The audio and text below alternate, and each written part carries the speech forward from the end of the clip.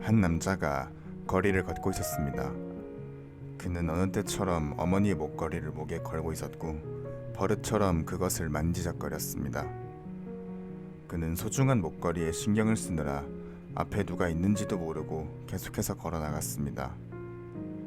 한숨을 내쉬며 목걸이에서 손을 떼고 고개를 들은 그는 깜짝 놀랐습니다. 바로 앞에 곰곰이 무언가 생각하는 듯 고개를 아래로 향한 채 걷고 있는 여자가 있었기 때문이었습니다. 부딪히지 않기 위한 그의 노력에도 불구하고 그들은 어깨가 서로 부딪혔습니다. 그는 당황해하며 넘어진 그녀를 향해 손을 내밀며 미안하다고 말했습니다. 그녀는 두 손을 휘저으며 괜찮다고, 길 한복판에서 깊은 생각에 잠긴 자신의 잘못이 크다며 괜찮다고 말했습니다. 그의 부축을 받고 일어난 그녀는 그에게 고개를 숙이고는 자리를 피하려 했습니다. 그 순간 그는 무언가에 이끌린 듯 그녀에게 말했습니다. 그녀는 그의 말에 잠시 머뭇거리다 대답했습니다. 그녀의 긍정적인 대답에 그는 얼굴이 붉어지며 머리를 긁적였습니다. 소극적인 자신이 그녀에게 말을 건 것이 신기했고 그의 답을 해준 그녀가 고마웠기 때문이었습니다. 서가파이를 시작으로 둘의 대화는 계속해서 이어졌고 이후로 그들은 잦은 만남으로 친한 친구가 되었습니다. 사교성이 좋은 그녀의 성격 덕분에 소심한 성격이었던 남자도 점차 바뀌어갔고 그녀에 대한 그의 마음도 점점 커져갔습니다.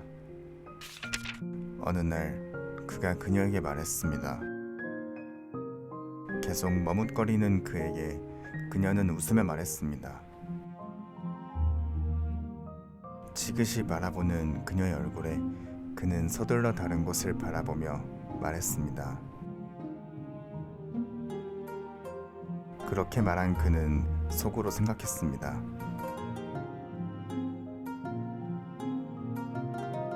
그의 말에 그녀는 그저 웃었습니다. 그런 그녀를 바라보며 그는 목걸이를 만지작거리다 쓴웃음을 지었습니다.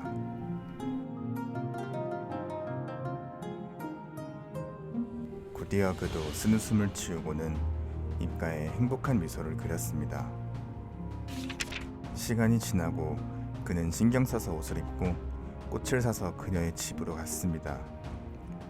문을 두드려도 대답이 없자 그는 기다렸습니다. 5분 정도 기다리니 옆집에서 푸근한 인상을 가진 아저씨가 나왔습니다. 그는 그 말에 고맙다며 인사를 한 뒤 문 아래쪽에 있는 화분을 들어 열쇠를 찾은 뒤 말했습니다. 이번에도 대답이 없었습니다. 살짝 걱정이 되는 마음에 그는 열쇠로 문을 열고 들어갔습니다. 그리고 동시에 꽃을 손에서 떨어뜨렸습니다. 그녀가 바닥에 쓰러져 있었기 때문이었습니다. 그녀에게 달려가 숨을 확인하는 그의 손이 떨렸습니다. 자고 있는 것이기를. 그도 아니면 기절이라 해도 좋으니까 제발 그녀가 살아있기를. 그러나 그녀는 숨을 쉬지 않았습니다. 그는 그녀를 부둥켜 안고 오열했습니다. 그가 흘린 눈물은 목걸이에 떨어졌고 그것은 마치 목걸이도 울고 있는 듯 했습니다. 그는 가슴을 움켜쥐며 소리쳤습니다.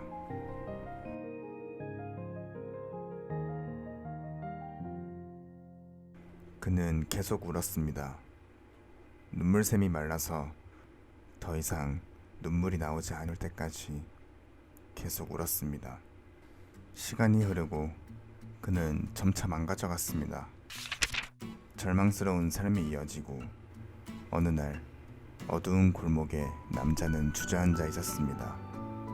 그때 어딘가에서 무언가가 튀어나와 그에게 속삭였습니다.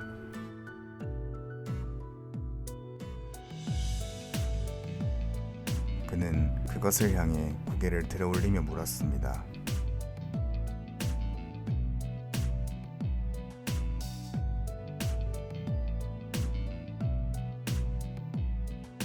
그는 그것의 말을 듣고 그녀의 무덤을 찾아갔습니다.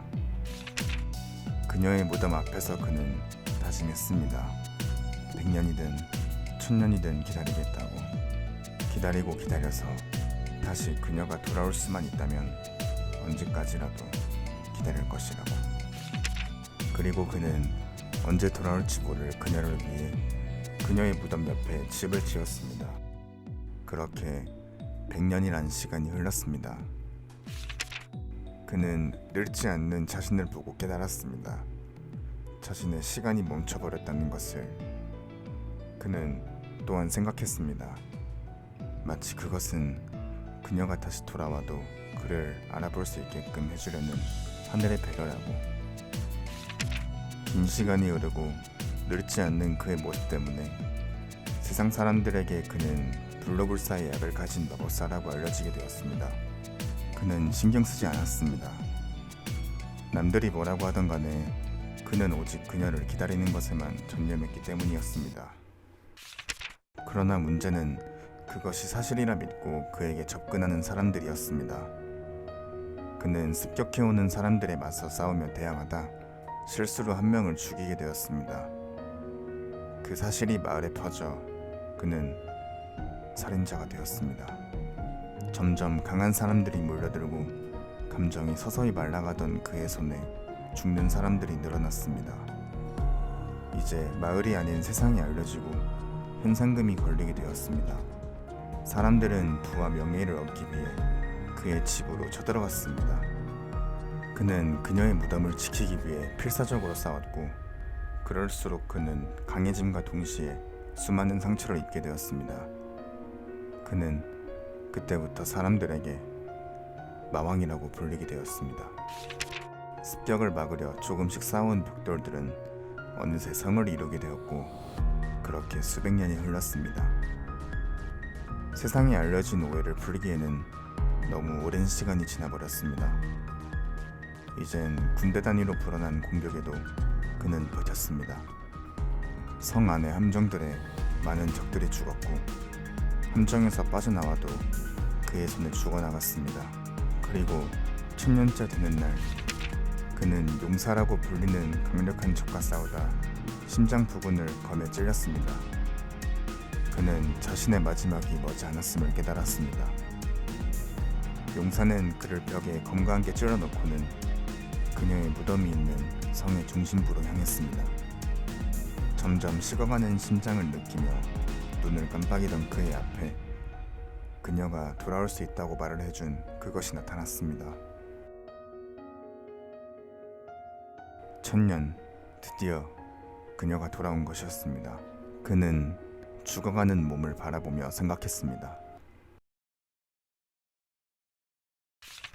용사는 성의 중심부에 있는 그녀의 무덤으로 갔으니 그녀를 만났을 것입니다.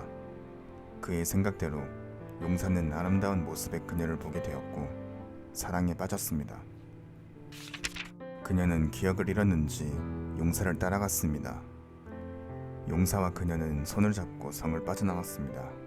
성문을 지나칠 때 그녀는 자신도 모르게 고개를 돌려 갸웃거렸습니다. 그녀는 갑작스레 터져나오는 눈물에 당황하며 용사와 함께 성문을 빠져나왔습니다. 그때쯤 남자는 심장 쪽의 검을 온 힘을 다해 빼내고 이제는 주인 없는 무덤을 향해 필사적으로 기었습니다. 무덤의 낡은 비석에 메고 있던 목걸이를 풀어안고 그는 손으로 가슴을 움켜쥐었습니다. 희미해져가는 의식 속에서 그는 하늘을 향해 빌었습니다. 그녀가 돌아왔습니다. 그러나 지금의 저는 너무나도 흉측해져 그녀를 행복하게 해줄 수가 없게 되었습니다.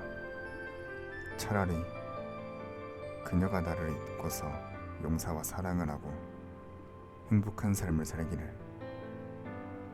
그래, 마치 한 편의 동화 같은 그런 삶을 살기를.